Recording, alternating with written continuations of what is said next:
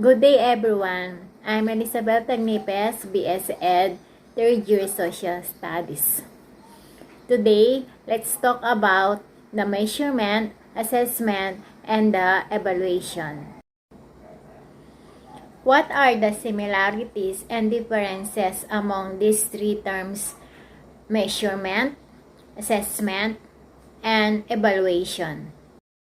The word measurement, as it applies to education, is not substantially different from when it's used in any other field. It simply means determining the attributes or dimension of an object, skill, or knowledge. We use common objects in the physical world to measure, such as tape, measures, scales, and meters. And these measurement tools are held to standard and can be used to obtain reliable results. Some standard measurement in education are the row scores, percentile ranks, and standard score. So, meaning to say, the measurement take place when a test is given and a score is obtained. So, the measurement is specific score given by an expert every time when a test is applied. And it is the process of collection of data on the properties or attribute of interest during the administration of tests or by some other reliable sources the measurement take place. And as a summary, the measurement, it refers to the use of educational assessment and the analysis of data such as score obtained from educational assessment to impair the abilities and proficiencies of a students. The measurement, you have two types. These are the objective measurement and the subjective measurement. Objective measurement is based on how well people perform a task in respective of what they experience while performing the task. Meaning to say, these are the test questionnaires.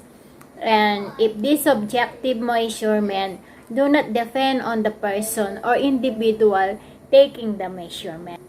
The subjective measurement, it refers to measure that have to do with what people say they actually experience. These are, for example, the perception and the observation. And this measurement is often differ from one assessor to the next, even if the same quantity or quality is being measured. And the objective measurement are more stable than the subjective measurement in the sense that repeated measurements of the same quantity or quality of interest will produce more or less than same outcomes.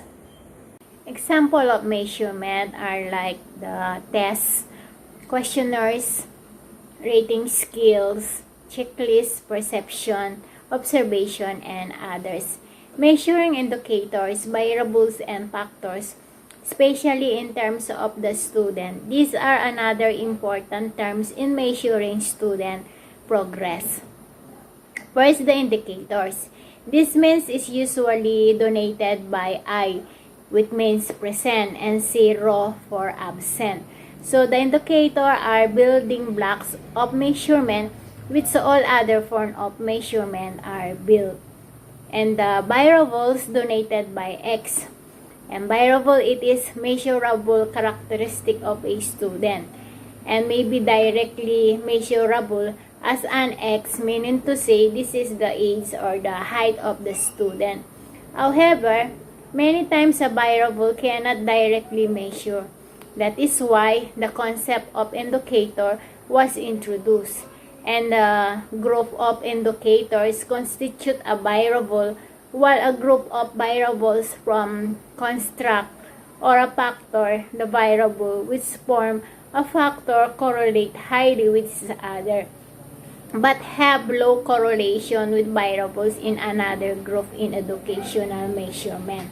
So we shall be concerned with indicators, variables, and factors in the sense field of education.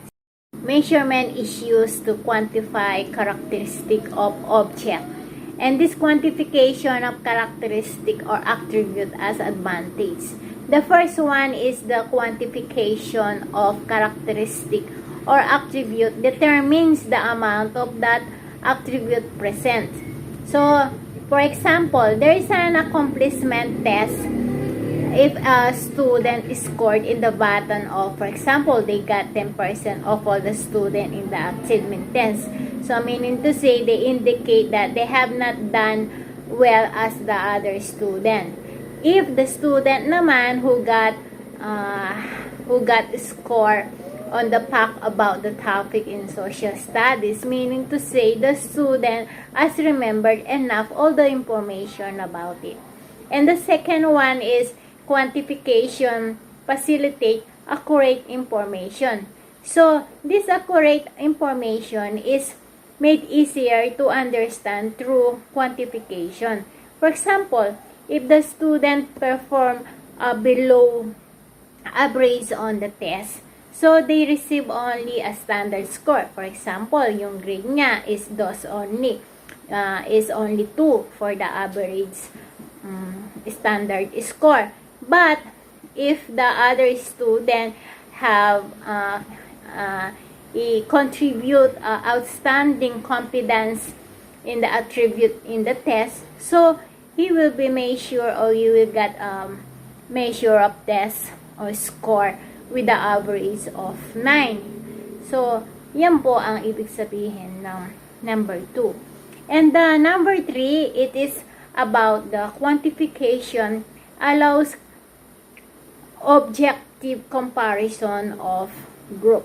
For example, this is comparison, meaning to say, bilang halimbawa, if a teacher giving test, for example, sa mga major sa math, di ba?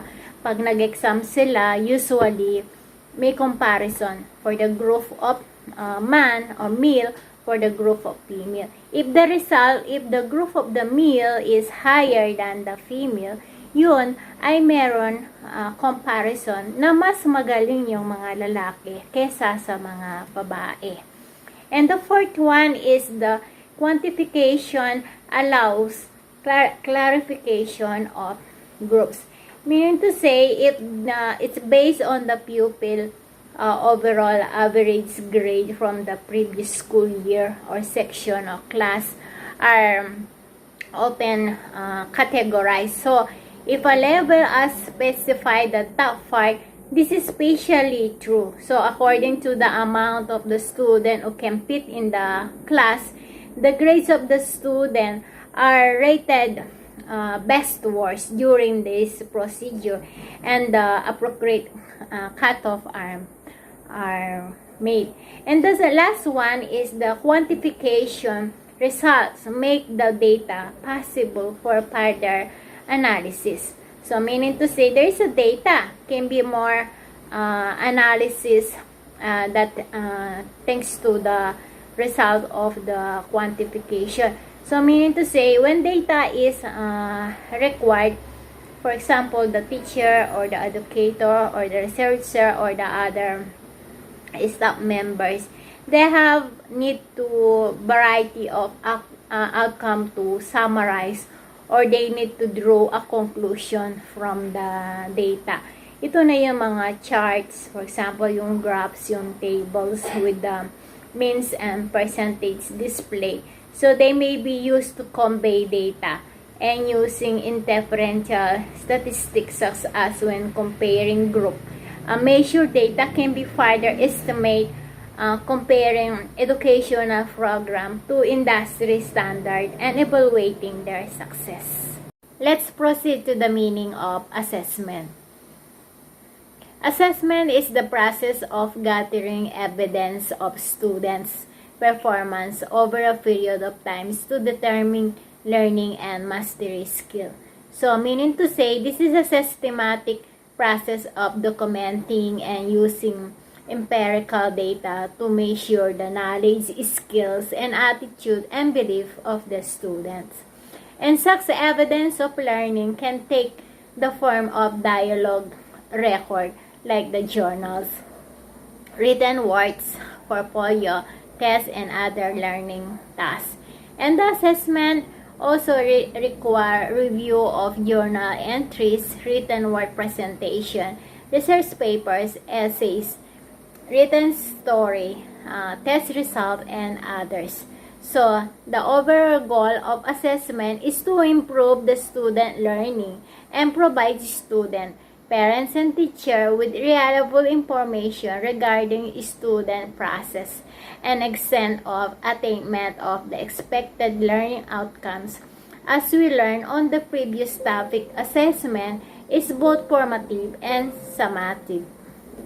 And in terms of the assessment, it is the process of gathering quantitative and qualitative data of what a student can do and how much a student possesses.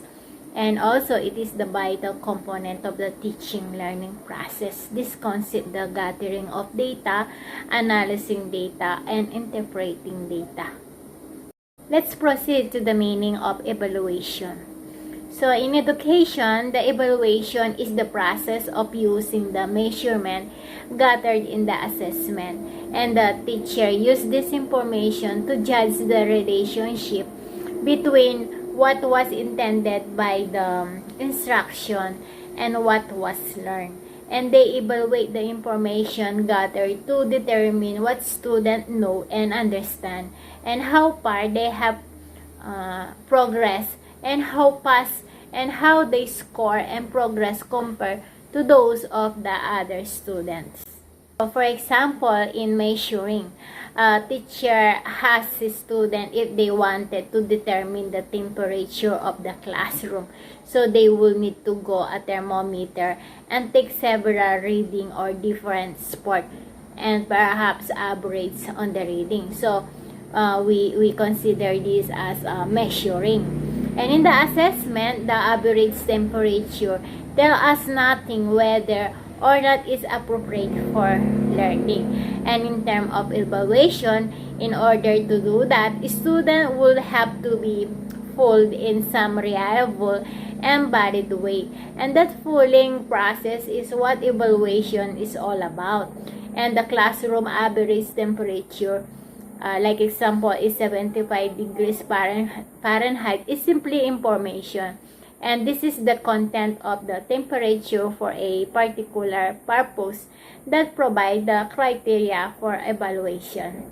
And we have this conclusion that the temperature of the 75 degrees Fahrenheit may not be given very good for some students, while for others it is deal for learnings.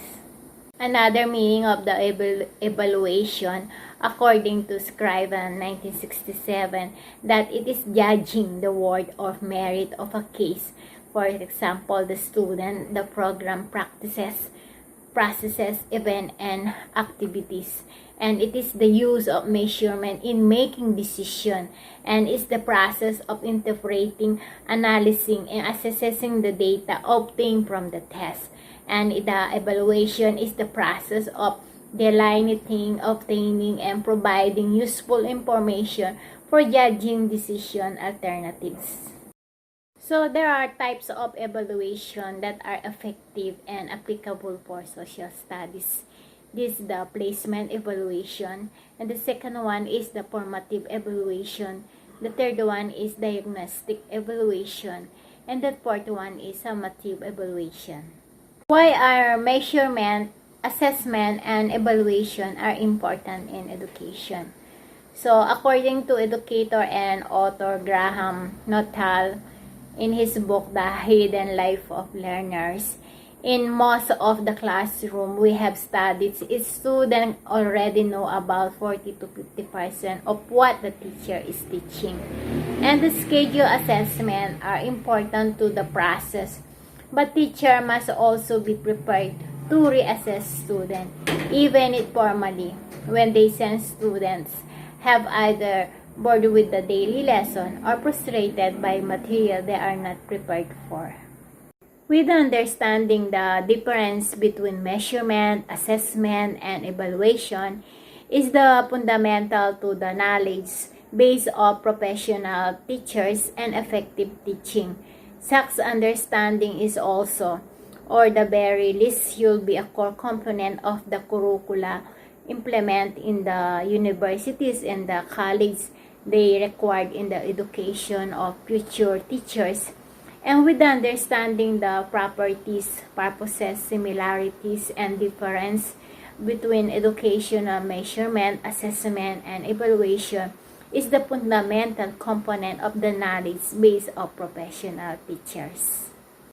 Thank you for listening to my topic, measurement, assessment, and evaluations.